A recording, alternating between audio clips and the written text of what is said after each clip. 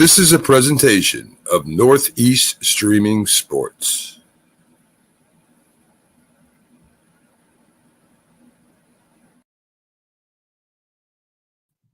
Hey, and good morning. Saturday morning, everybody. It is the Mac and Jack and Doc and soon to be Pags. He'll be arriving. Saturday debate show. 1 hour of fantastic sports talk, debate, thought, arguments. All friendly arguments, of course, because we're all good friends. But anyway, lots of baseball, football, basketball, draft questions, sports questions in general. Welcome to Saturday, Mac and Jack. How you guys doing? Good, fellas. Good morning, Doc. Good morning, everyone out there.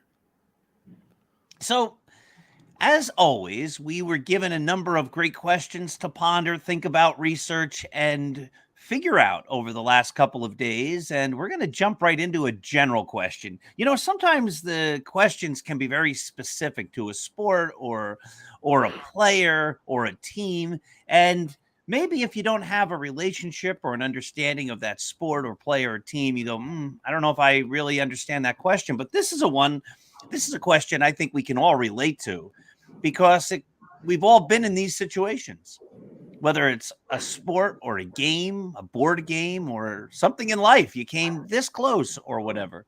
So the way the question is worded is it better to lose by a lot or is it better to barely lose? Would you rather get blown out or lose a close one? What do you think? You want this, Jack, or you want me to go first? You could go first. I'd rather barely lose a game. When you're in a game and you're giving it everything you got and you lose, it's not the same as getting blown out. If you get blown out, the other team dominated you, they imposed their will on you. It's harder to bounce back from a loss. Like, when you get blown out, it's easier to come back from a game that you barely lose, in my opinion, anyway. If you lose by a lot, it's telling you that you weren't ready, that the game plan wasn't good, that your players weren't ready to play, that your coach wasn't ready to coach that game. So in my opinion, I'd rather barely lose than lose by a lot. Jack? I feel like I'm on the witness stand and the attorney or the prosecutor's asking me to answer yes or no. When it's not a yes or no answer, I mean, it's not that simple to give an answer yes or no. It depends on the circumstance, meaning there's no answer.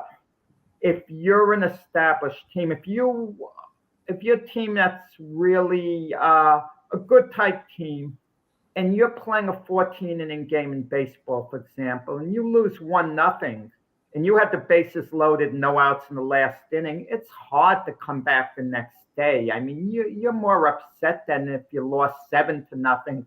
7-0 loss, you just put behind you, you come back the next day. You're not thinking, what could have gone wrong. Conversely, if you're a very weak team and you're playing a powerhouse team and you're very competitive and lose a close game, you take a lot out of it. You feel, wow, we hung in with the best as opposed to getting blown out. So it all depends, on the situation. Look at your favorite team, the Yankees, okay? Our favorite team, 1960 World Series. That was the hardest pill to swallow of all the World Series losses, I think, because they felt they were clearly better than the Pirates. In the 3 Yankee wins, they blew them out in all 3 games. The 4 losses were all heartbreakers, close losses. So that was harder for the Yankees to take as opposed to, let's say, getting swept by the Dodgers, 3 years later in 1963.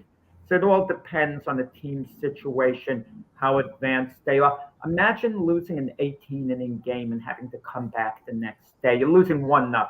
Come on. I mean, all right, but Jack, let's push you a little bit. Let's take it away from other teams. What if it's you? You're playing a game. Would you rather get blown out? We're playing basketball. You and me, we're playing one-on-one basketball. Would you rather me beat you 21-3 and just totally dominate you? Or would you rather it be a close match and I beat you 21-20? If you're clearly a better player than me and I lose 21-20, I'd rather lose 21-20 than get blown out. But if I'm on an equal level, then but if I'm not as good, it depends on the situation. I mean, I'm double talking myself now. It depends on the situation. I think. All right, let's say we're equal ability. Here we go. You and I were equal ability. You have played me in basketball 100 times, one-on-one. I've played you in basketball 100 times, one-on-one, obviously, because we're playing against each other. We've each won 50 games. This is our 101st game. And would you rather me beat you 21-0 or 21-4, or would you rather me beat you 21-19? Well, you could make out of this whatever you want the answer. I was playing someone ping pong once. I'm not a ping pong player. We were playing a 15 game. I was beating him like 14-2. And all of a sudden, people are around the table and the other player starts rallying, coming back. It was like a train wreck. It's 14-9, 14-10, one more point. I never get to that point and I wind up losing. The next day we play again and I destroy the person. No satisfaction I took out of destroying the person in the rematch at all. All I could think about was letting that game get away, that I was winning 14-2 and needed 1 point. Okay? Jack, there's no answer to the darn question. Of course there is. There's got to be an answer. That's why it's a debate show. You can't debate yourself, Jack. There's got to be an answer. Listen, you just said that you were okay with the Dodgers sweeping the Yankees. Really? That would be okay. It would have bothered me less than the Pirates series. If you were on the Yankees, you wouldn't mind. You would like it being swept by the Dodgers. Mantle. That was the only time he ever cried after losing. Well, there you go. Series against Pittsburgh. That was in 60. He's saying in 1960 when the Yankees almost won. If a team is so much better than you or they blow you out that series, you can get over a little quicker. Listen. All right, so I'm going to jump in because we're going around and around here. I'll give my opinion. I would much rather lose a close game. I don't want to lose any game. But when you lose a close game, at least you feel like you were competitive. You felt like, well, I had a chance. I've played in games, we all have, where you get blown out. It's no fun. To me, that's no fun. Like, I'm getting crushed. There's no fun in that at all. I'll give you an example. My wife likes that game Othello, right? You ever play that game with the little tiles and you flip them, black and white tiles, and I don't understand the game. We used to play that all the time. I can't figure the game out. Every time we play, she has the whole board in her color, and I can't do anything right. So I don't play that game. It's no fun. I don't even have a chance. But there might be a game. I don't even know what it might be. Azul, there's a board game. It's really fun. There's little tiles and stuff. If we play it, she wins sometimes, I win sometimes. That's fun. You play backgammon, she wins sometimes, I win sometimes. That's fun. It's close. There's drama. It's exciting. What's the next roll going to be? Or if I'm pitching, am I going to get this guy out and hold the game and win the game? Or are they going to get a base hit? That's exciting. If I go out there and I pitch and they give up 47 runs in the second inning, I'm not happy about that. That's not fun. So I'd much rather lose the close game. Let me put it to you another way, okay? As Yankee fans, I mentioned the Dodgers before. Let's take the last a couple of series the Yankees played the Dodgers in, and they lost to the Dodgers the last two World Series. What would be easier for you to swallow as a Yankee fan? The 1963 getting swept by the Dodgers in 4 straight, a 1981 where the Yankees lost the last 4 to the Dodgers after winning the opening 2 games. Which was easier for you to swallow as a Yankee fan? I'm saying as a fan. I'm talking about as a player or a person that's playing the game. Who cares about the fandom? Listen, when I coached, I'm not a player here, so don't ask me that. Well, that's what I'm asking. I'm not asking who you're rooting for and what team, how you feel about a team losing. I'm talking about the actual player themselves. What would you rather do? When I coached the little guys, they were losing 45-0, 56-0. It was no fun. We were losing players when we started getting competitive, when we started winning a couple games and losing. We're talking about professional sports. We're not talking about, we were just talking about you and Doc playing basketball, Jack. You're not professional. So what I'm saying is, as a player during a game, as a team, the kids much rather win a couple games that year than lose them all by 56, 45, 35 to nothing. I mean, that only makes sense.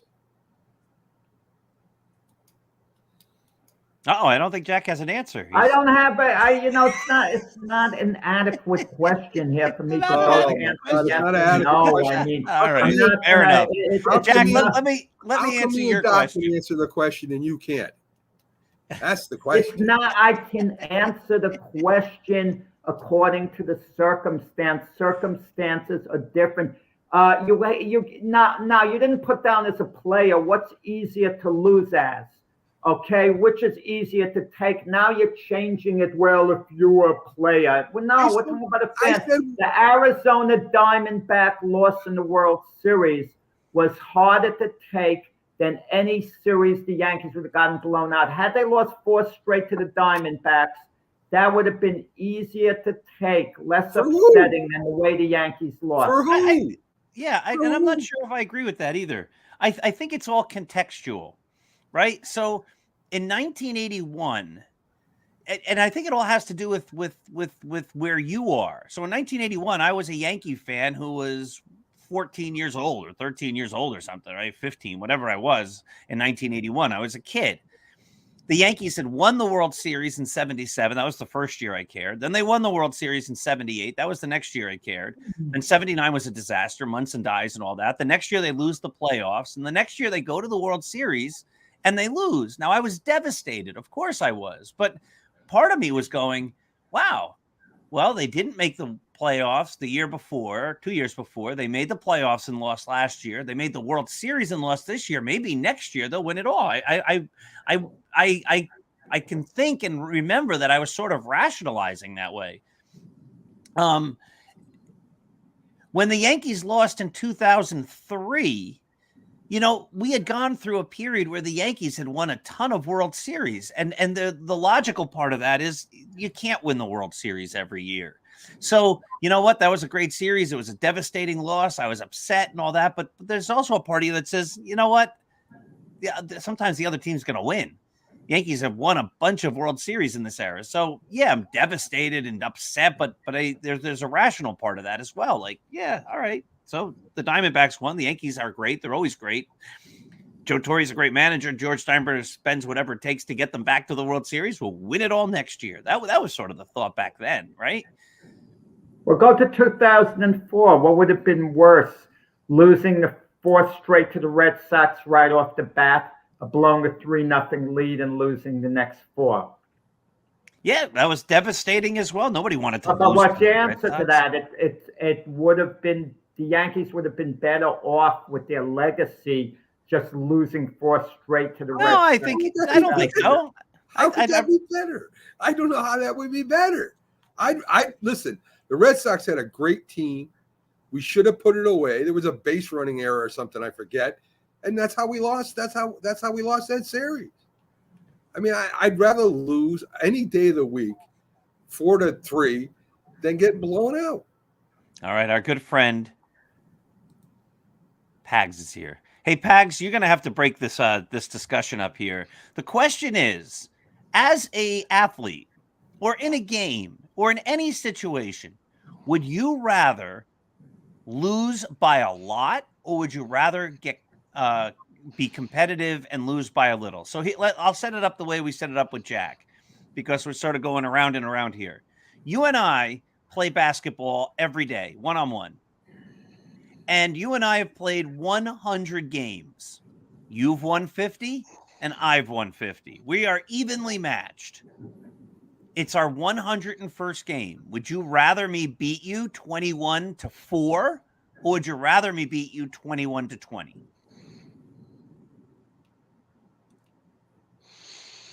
I don't know. I think I'd rather be beaten 21-20, rather than 21-4. It's like, I don't know. It's like giving me the question, would I rather, not make the playoffs, or would I rather lose in the very last game, game 7, of whatever, of the championship? I'll always take the ride. Game 7 of the championship. I would never want to not make the playoffs. Same situation here. I feel like that I would want to bring it down to the very last moment. You know, I mean, I want to keep everybody in suspense. I want to be able to. That just shows the competition of it all, and it shows how close we are. If you get blown out, you know, it's like, you know, let's look at the 49ers, you know, and they didn't have a quarterback and all this stuff and blah, blah, blah. We had this conversation yesterday. It almost invalidated their season, getting blown out in the conference championship. And I wouldn't want anything to ever do that. If it was a much closer game and they lost, they wouldn't have been crying so bad, I think. Yeah, you think about that Super Bowl with Manning against, I think it was the Seattle Seahawks, right? And they lost 500 million to nothing. The first play was a safety, and it went downhill from there, right? That was no fun. No one wants to get blown out. I think it would have been more exciting. I think you'd rather lose on a last-second interception. At least you were in the game. From my end, let me just say, I said according to situations involved. Every situation is different, okay? And I was trying to say before, it's easier to come back and play baseball the next day, for example, if you lost 6-0 in 9 innings as opposed to losing 1-0 in 18 innings. That's what I was trying to say. It's easier to come back the next day. I don't agree with that either. Yeah, I don't agree with that either. Nope. I'd rather come back the next day, go, you almost got him. We're going to hunker down and do a little better today. But if I got blown out, I'm like, maybe we're not that good. We're pretty terrible. They got crushed yesterday. Anyway, I don't think you're going to lose confidence in the baseball's also, you know, especially when you're talking about regular season.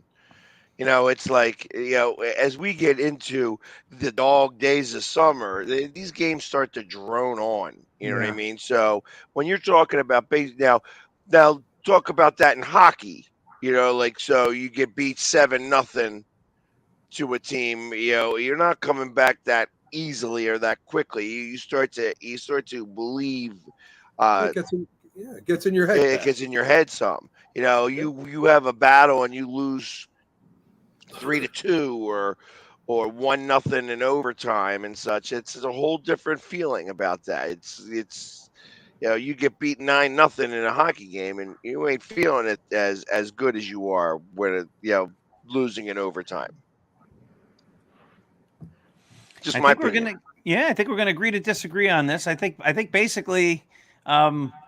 Well, Jack? I didn't disagree. I did not disagree with what you said. Again, I don't enjoy this segment. I'll be honest. All right, so we're going to move on. We're going to a different question. I didn't disagree with you. I Jack, said it was according to situation. Yes. But of course, you're trying to put words in my mouth. We're not putting words in your mouth. All right, Jack. There's a guy named Wembanyama in basketball. I was just told how to say it. I think that's his name. He is a rookie. I think he was just drafted number 1. You know, I don't follow basketball, so I didn't even know his name. But anyway, the question is he going to be, we were waiting for Pags for this question anyway, is he going to be a generational player? Is he going to be one of the great players in NBA history? What do you guys think? I'll give you a bigger answer because I can't talk about him at the end, but let's hear you guys talk about him specifically. Is he a generational player? I'll go go ahead. No, he's not. He's not a generational player. He's no LeBron James. He's no Michael Jordan. He's no Larry Bird. Listen, he's very good. He's going to be a great player. He's not going to be generational. To me, there's two different things.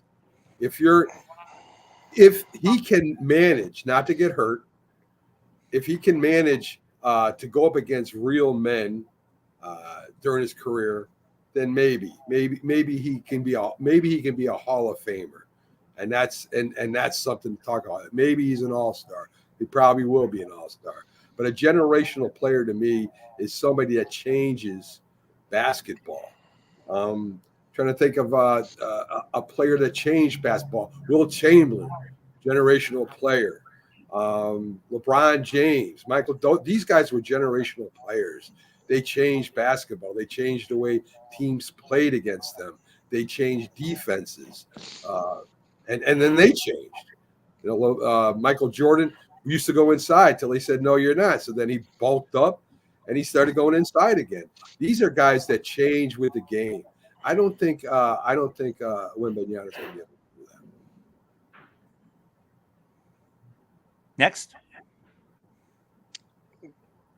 I would say go ahead. Go ahead. I want to hear what you have to say before I talk about it. Yeah, I mean, no one knows for sure. I would say the answer would be yes, because he's 7'4" and he has all the skills of a smaller guy. He can play guard. I mean, we tend to stereotype according to body types a lot of the time. And it's even done that way in boxing. A shorter guy, they always say, can't out-jab a taller guy. Why not? It's about timing. Even if his arms are shorter, he can out-jab a taller guy. So we tend to stereotype because he's 7'4". We think he's got to play under the basket, rebound, but he can dribble really well. He could drive to the basket well. He could defend well. He's as quick as any shorter guard. So I would say, yeah, if he stays healthy, there's a good chance he will be a generational talent, meaning when I mean by that, I mean as one of the greatest NBA players of all time, ultimately, let's say a top 25, maybe a top 10, maybe a top 5. I mean, we don't know for sure, but at the very least, he's going to be an outstanding NBA player. Maybe not in his rookie year, because it's really a boy playing against men in the beginning. But when he physically matures, everything's going to come together. He's a virtual can't miss talent because of all his ability. The only question is, how great is he going to become? Yesterday, Mac and myself were talking and saying if he was another David Robinson, should San Antonio be satisfied? And the answer would be no. And David Robinson's in the Hall of Fame. Okay? So worst case scenario, Wembanyama, he'll be a perennial all-star, if not the best in the league. I don't think he's going to be. I don't think he's going to be as great. First off, I mean, the one thing he doesn't have going for him is that he's French. When have you ever heard like the French be good at anything? Tony Parker, San Antonio. Yeah, I mean, and he was only French by proxy. I mean, realistically, it's there's a certain heart level that most French people have, and you got to assume that he's got that same level of heart, and I think that's part of the problem. So, I mean, he's tall. I mean, he's 7'5", not 7'4", so he's still like, he's got that 8-foot wingspan. So think about that. When he puts his hand up, he's already above the basket. And that's what kind of makes it a little bit good. He's got to bulk up some. He's going to have to go, really start to hit the gyms, and they're really got to start to work with him and being able to fill out his body, because as he starts to get older, because he's so lanky, it's going to, I mean, he's just not going to be able to muscle with the guys in the NBA. And I feel that as he starts to gain that muscle mass, he's going to start to lose some of his God-given ability. And I think he's going to be good. Let me ask you guys this. There have been only a handful of players who've been the number 1 overall in the pick in the draft who are said to be generational talents, like all-time greats. But they rarely come along. And it's the number 1 overall pick isn't said to be that in general. But a couple I could think of were Patrick Ewing and Lou Alcindor, later Kareem Abdul-Jabbar. They were said to be generational talents, those guys, that separated them from everyone else. and Wanyama is being given that same exact build-up as those two. And look at the way Jabbar and even Ewing turned out. Okay, Ewing didn't wind up being one of the greatest players of all time, but believe me, any team would settle on a Patrick Ewing, to have him as a number one pick. But you got to consider that. I mean, he's created the type of buzz that no other number one pick has had. LeBron James, too. I'm sorry, I forgot to mention him. He was a generational talent, and of course, he's turned out to be that, being a number one overall selection. There are very few that come along that are absolute can't misses in basketball. I mean, in football, they miss. In baseball, they miss a lot. But in, basketball, they're just too good and too overpowering that even if they don't turn out to be as great as you hope they would, they still turn out to be outstanding players. Well, I don't know. They said the same thing. They said the same thing about what's that guy's name?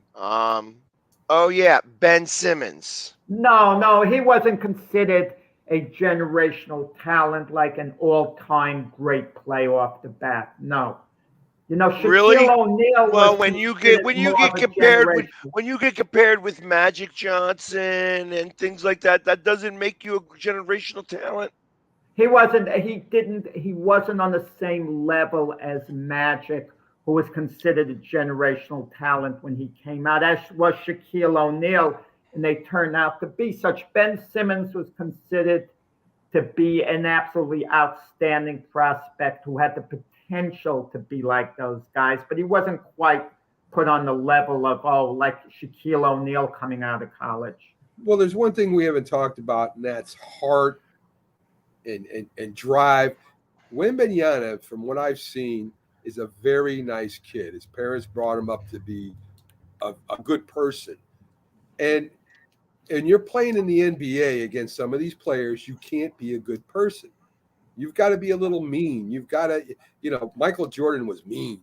LeBron James has an attitude. It doesn't look like Wembanyama has that. And if he doesn't have that, there's no way he can be a generational player, Jack. Mac, Giannis doesn't have it. Giannis is a gentle guy the way he talks with everyone. He doesn't give you the impression of having that mean streak. I see him on the floor. He can be pretty ferocious on the floor, Jack. Oh, but you, off the floor, he's fine. He doesn't give that. That's not true. That's not true. That's not true. He's not. Stop putting the halo on Giannis. He's as much of an ass as everybody else is. You're mad because ask anybody in Philadelphia on how they feel about Giannis. Hey, no, I want to shoot my foul shots here. No, you're off the court. We're pushing you off the court. And he almost gets into a fight with the staff in Philadelphia and the players in Philly. He's an ass just like everybody else is. The Philadelphia fans were disrespectful to Giannis, and he gave it back to them. That's not true. That's not true. He was crying about the foul. I want to shoot foul shots. And they're like, get going. We don't want you here. We got to break down.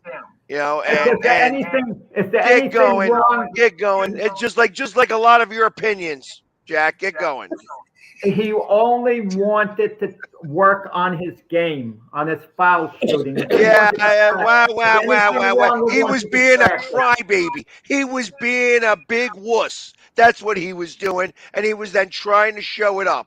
And then they all got him off. They're like, no, get going. And these are the same This is our house. This ain't your house. When you're in your house, go take as many foul shots as you want to. When you're in our house and we got to change over for a hockey game, you can't be here. Bye.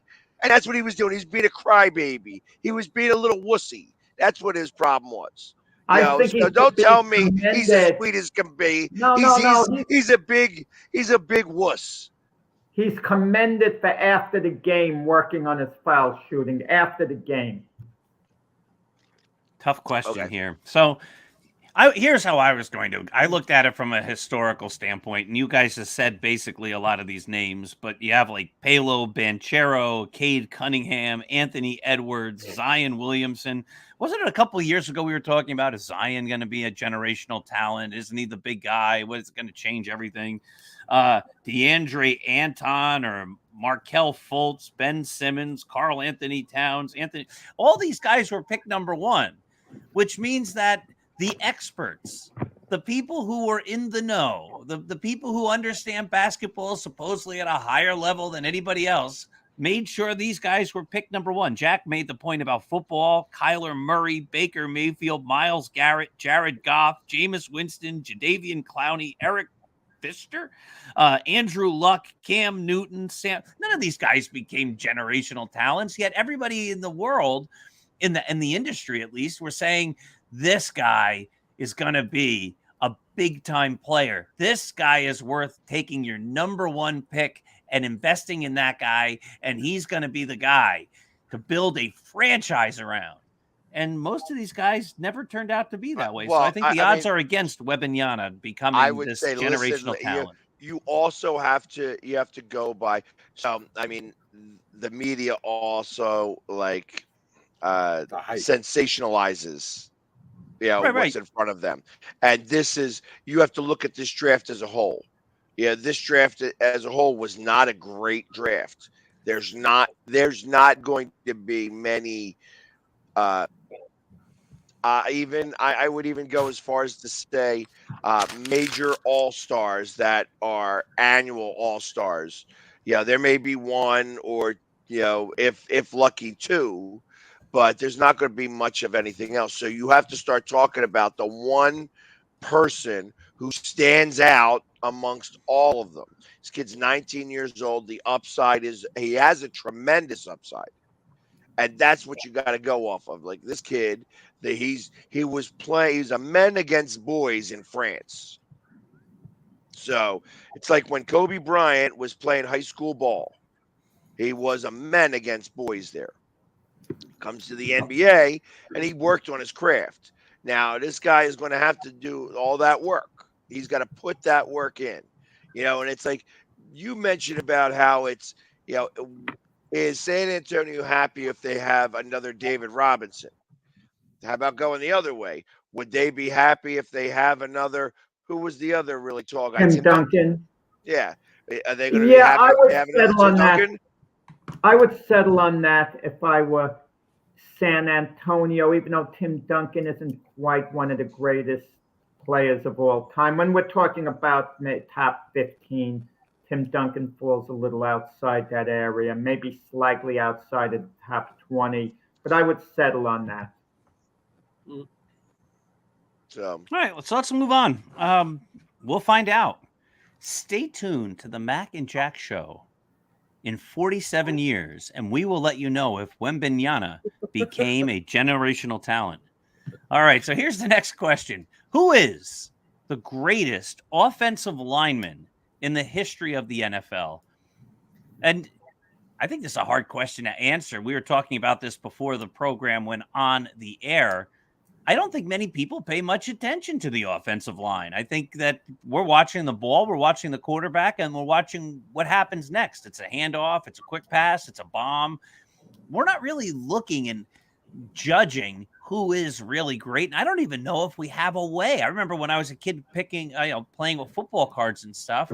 I loved my baseball cards. There were numbers on the back. I could compare them. I could say, you know what? I think Steve Garvey is better than Ron Say. He has more batting average points or whatever. Or I think Pete Rose is better than whomever. Look at his batting average. You looked at the cards of the offensive linemen and it just told a story. There was like a little novel on the back. There were no statistics. Nobody knew anything about him. Is this guy good or is that guy good? How would you know?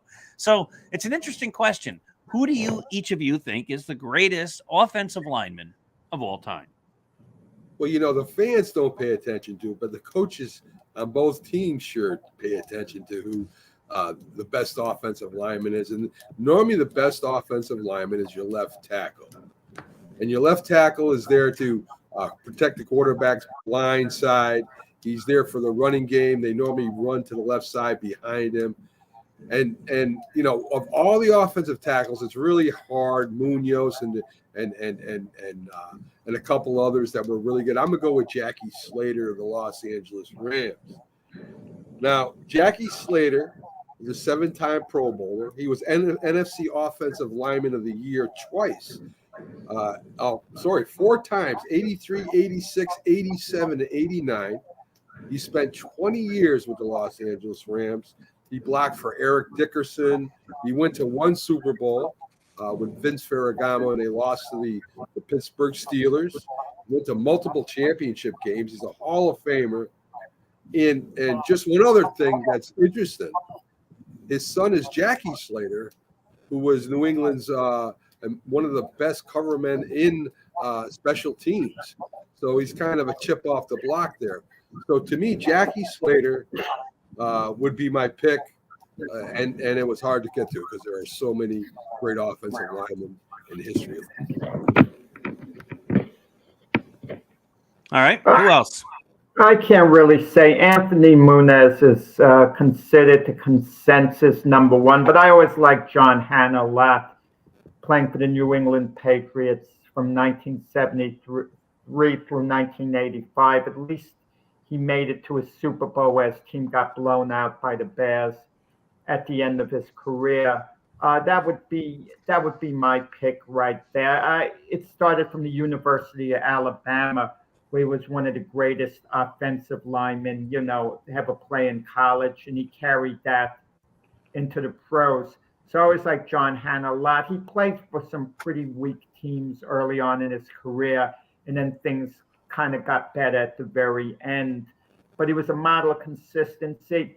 The stats a lot of times are a little bit tricky, especially when it comes to looking at how many Pro Bowls someone played in, because as Jeff Coat has said on past shows, that's what they use as criteria for the Hall of Fame.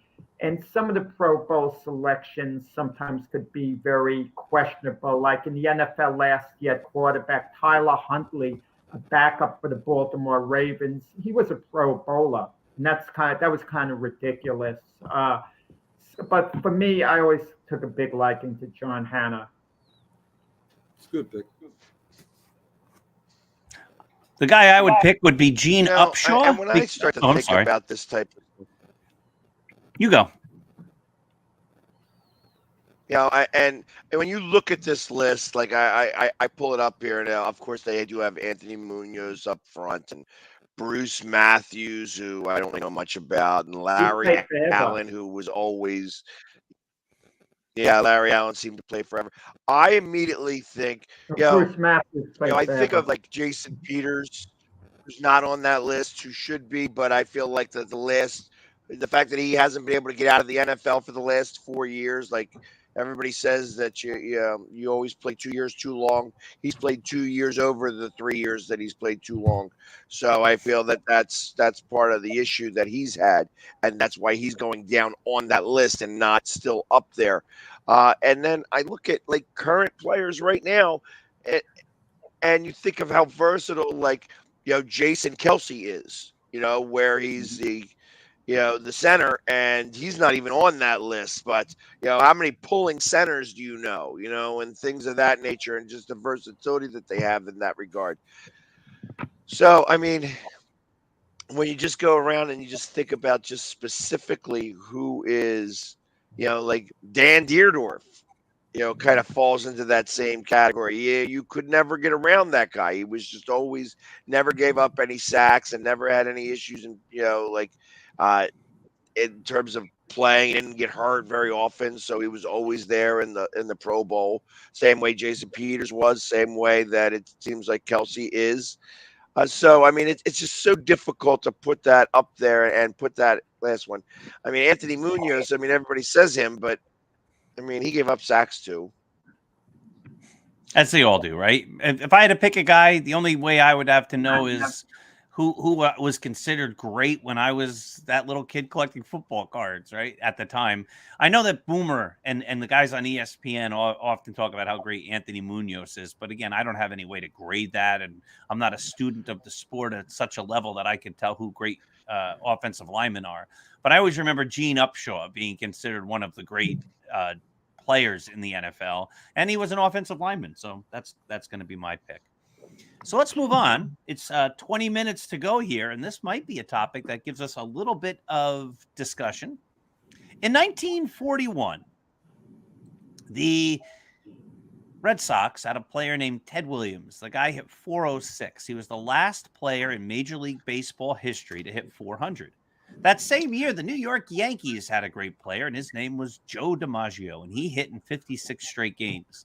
Two iconic baseball records that have not been matched since then. There has not been a hitting streak to match DiMaggio's, and no player has hit 400 since Ted Williams. What do you think will happen first? Will a player hit in 56 straight games and tie and then maybe pass DiMaggio, or will there be another 400 hitter? Go for it.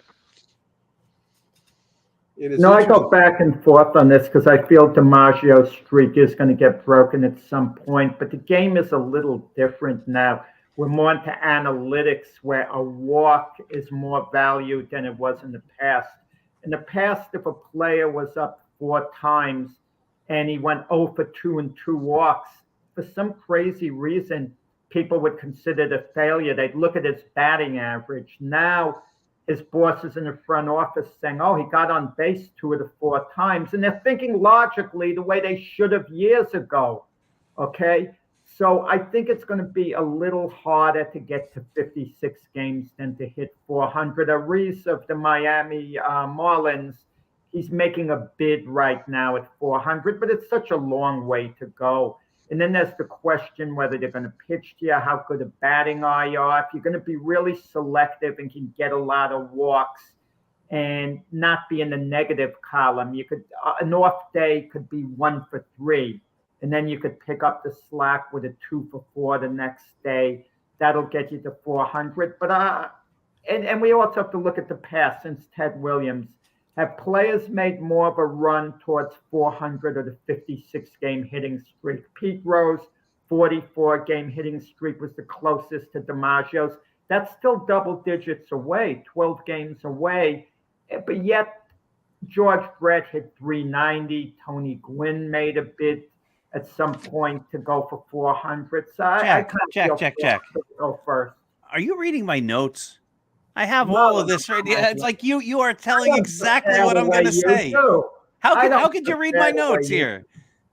Well, you shouldn't tell Mac things in confidence like that because he let me know what you had, but told me not to tell. But now that you blew Mac's cover, I can confess.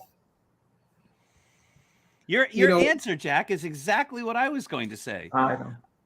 Pete Rose, a coincidence for real. Yeah, well, that's great. No, it's great. Jack, listen, Mac's not that smart. On you a lot. Great minds think alike, and you and I have great minds. Pete Rose was 12 games short. Since DiMaggio's record, the closest anybody has come is Pete Rose. He was still 12 games short. That's basically 2 weeks of baseball, having to get a hit every single day.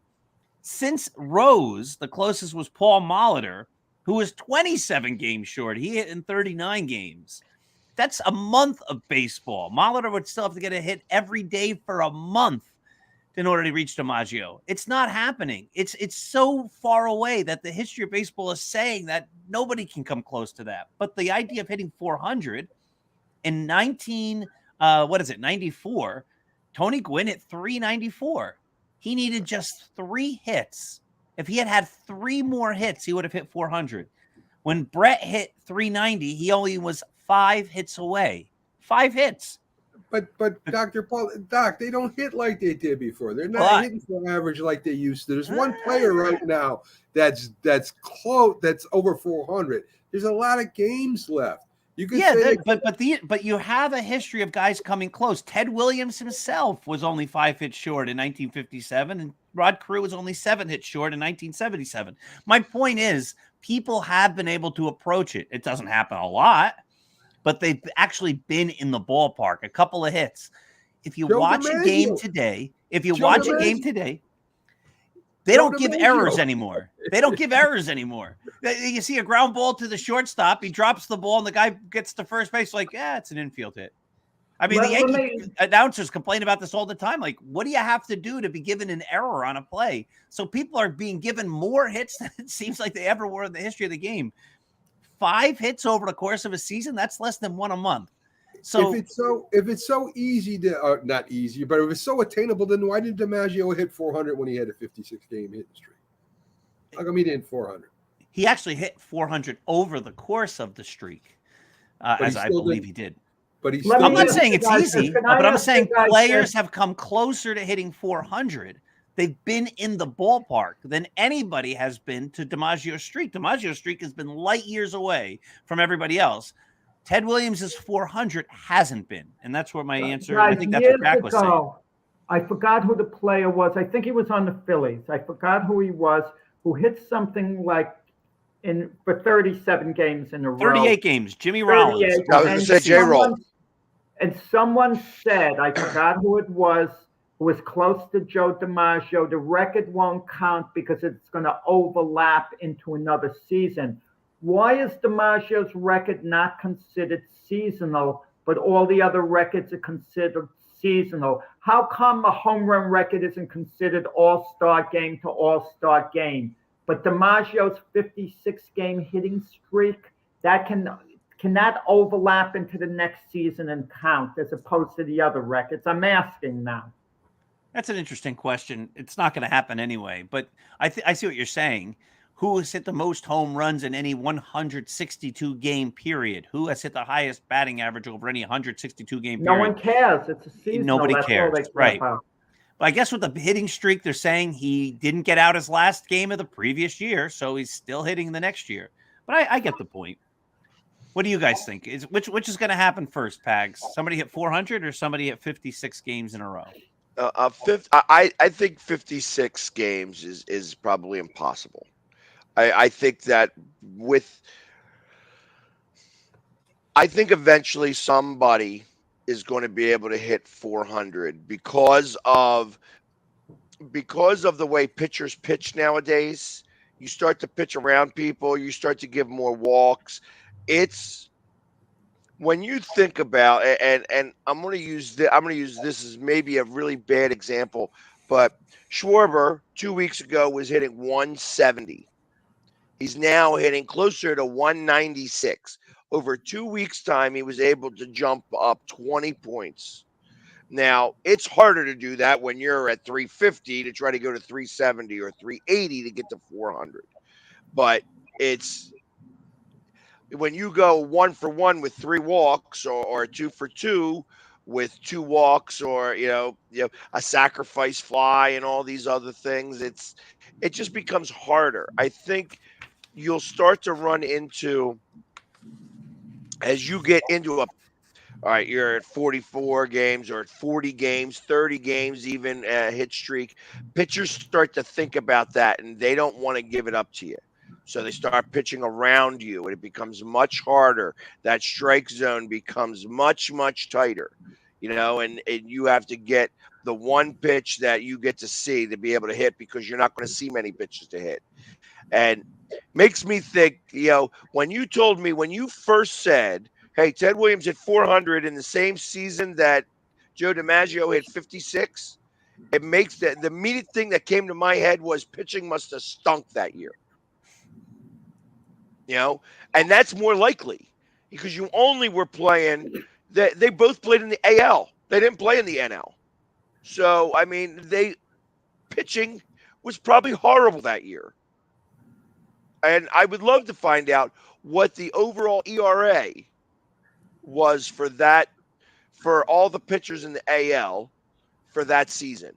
To be able to say, all right, that was the last time somebody hit 400, and that was the last time somebody hit a hit streak as long as Joe DiMaggio's. Speaking of that, Doc, I have a homework assignment for you based on what Pags is saying. After the show, I want you to look up the lowest batting average or the biggest hitless streak of all time and see is Josh Donaldson going to make a run at it. Okay, lowest batting average. How many at-bats do they need to qualify? Would he qualify like over full season? Who's went? Yeah, I'm just curious. I'll find out, but Josh Donaldson's not even in the ballpark. But I think what Pags is saying actually makes a whole lot of sense. You can hit 400 and have a bad day or a day when you don't get a hit, but you can't keep a hitting streak alive if you have a day when you don't get a hit. And a couple of ancillary points on that. Pitchers are walking a lot of guys. So if you walk a couple of times in a game, that gives you fewer chances to get the hit. But at the same time, the more you walk, the less at-bats you have. And what Pags was saying was Kyle Schwarber raised his batting average 20 points because it's earlier. It's not that early, but it's earlier in the season. So the fewer at-bats that you have, the easier it is to raise your batting average. The more at-bats you have, the harder it is to raise your batting average. So if you're walking a lot, you need to have fewer hits compared to the amount of at-bats, because walks don't count as at-bats in order to hit 400. So you could more easily attain that level than having to get a hit every single day from basically 2 months in a row. What do you think, Matt? Wouldn't it suck? Wouldn't it suck if somebody's got like a 38 game hitting streak and then goes 0 for 0 for 5 walks? Mm-hmm. You know what Yeah, I mean? that's why. That Actually, that kills- wouldn't upset the Matt, hitting streak. We have Because you have to no, it wouldn't, because you have to have an at bat in a game, and a walk isn't a plate appearance, but it's not an at bat. So they would say he didn't have any at bats that game. The streak would continue. That's why I say Ted Williams 84 game on yeah, base but then would it streak. continue? Would it count as a game? I don't think it would count as a game against them in that hitting streak. See, and how do you manage that now? Now, I mean, now we're talking about a big. That is the big. I think what you're saying, Pags, is if a guy goes 0 for 1 with 3 walks, his hitting streak is over because right. But if he goes 0 for 0 with 4 walks, then the hitting streak doesn't end. I don't believe. Yeah, but then you got to count the game too. Then you'd also have to count that game. Wait a second. Let me give you another scenario. Let's say a guy has a hitting streak, but he comes in as a defensive replacement for 1 inning, some crazy scenario, doesn't even get the hit. It doesn't count then. He didn't have an at-bat. But he played the game, though. But he didn't have an at-bat. Yeah, but is it going by the at-bats, or is it going by the hitting streak in games played? You know what I mean? That's kind of what I'm getting at. Like, all right, so he gets 5 walks. He doesn't get a hit in that game, you know, and the game count. Does that go into the hitting streak here, or does it dissipate? Like, okay, he didn't get a hitting streak. He's now it's an on base. He's been on base in 31 games now instead of 30 games. You know, yeah, what I mean? I don't think they'd hold that against him if the guy walked every time. I don't know. If that ever happened, that would be the debate. We would be having debates. Everybody be having debates, and both sides would make sense. He played. He didn't get a hit. How can the hitting streak end? I mean, because you think about this the same way. He got 3 walks and he hit a sacrifice. Sacrifice. Well, then that would be considered an at bat. Falls into that same category now too. That would be considered an at bat. Guys, when Pete Rose is taking a run at DiMaggio's record, DiMaggio was quoted as saying, "At least I didn't bunt." So if someone bunts and gets on base, technically it's a hit, but is it really truly a hitting streak in the spirit of the record? I think so. It's a hit. Got on base. I think it would be. According to the official baseball rules, such a streak is not. Wait. I'm ahead of myself here. You guys keep talking. I'm trying to do 2 things at once. So yeah, I believe that if he got walked 5 times, that the streak would be over. It would be a game. It would be a game. It would be a game played. I don't know. You might be right, Pat. A streak shall not be terminated if all official plate appearances result in a base on balls, hit by pitch, defensive interference, or a sacrifice bunt. There you go. The streak shall terminate if the player has a sacrifice fly. There you go. What do you think about that? That's interesting. But a sacrifice bunt's fine. A sacrifice fly is not. That's according to what I'm reading right here. Because that is ridiculous. I think the difference is the sacrifice fly is he's still trying to hit the ball. You're right. In a sacrifice bunt, you are absolutely giving yourself up. Yes. What about a ground ball sacrifice? You swing the bat, but of course you No, that'd be a swing fielder's into choice. sacrifice. That'd be a fielder's choice Right. usually. If you're swinging, they usually call it a fielder's choice. Mac, what do you think? Because we're getting to the top of the hour already. What's Well, going to go first? I think 400 definitely. After all my arguing against it, I think they'll hit be a 400 average. Oh, do we have time for one more? We have like 4 minutes. Let me see what the question is. Here, I got a quick question that I was asked. I'm gonna throw the big audible here. I'm All gonna right, ask go to this an audible. last question. Omaha. I was just asked this the other day. Take away Otani. Who would you want to start a franchise with as of right now today? In baseball. Correct. Would it be a pitcher? Does it be a pitcher or a hitter? It doesn't matter who it was because so here's who I chose. I said it would be between the pitcher from the Marlins, the Alcantara, or J-Rod from Seattle. Those were the two people that came to my mind if I was going to start a thing, taking Otani out of the mix. Does it matter if he's old or young? Doesn't matter. This is who you're going to start your franchise with today. Everybody in Major League Baseball is available, but they have to be playing. Who is the closer? Who's that? Rodriguez, the closer that's the best closer in baseball right now? Come on, Cincinnati, you mean? Yeah, the Cincinnati closer. I mean, you're talking about starting your team long term. Who's the guy in the Cincinnati Reds right now that's hitting the ball over the fences? He's doing he's fast like Mickey Mantle. They're comparing him to a young Mickey Mantle right now. He's playing. Couldn't tell you. He's playing with the I know Reds. that they're on a 12-game winning streak, but right. And the Cincinnati Reds. This guy's he's a tall black guy. He's fast. He just hit for the cycle. I just saw that too. He's hitting home runs. So whoever that guy is, I'd sign him. All right. If it was me, let's see. We got J-Rod or Acuna is one of our. Michael says I went J-Rod. I'm gonna go out of left field here and pick somebody nobody's thinking. Elena Cruz. Dela Cruz. Yeah, I saw that too. That he hit for the cycle. I would pick Adley Rutschman of the Orioles because his ascension has basically come at the same time as the Orioles becoming great at the same time, right? So he finally made it to the major leagues. Actually, he was very young, and he seems to be a leader on the field, a player the team rallies around, and he's the catcher. And, sometimes great teams like Johnny Bench, Thurman Munson can be built around a great catcher. So that would be my pick. De La Cruz. Jack, we have to hear from you. I'd say off the top of my head, I got to give it more thought. I like Julio Rodriguez, in Seattle. He's young, a lot of upside. He might not pan out completely. The jury's still out.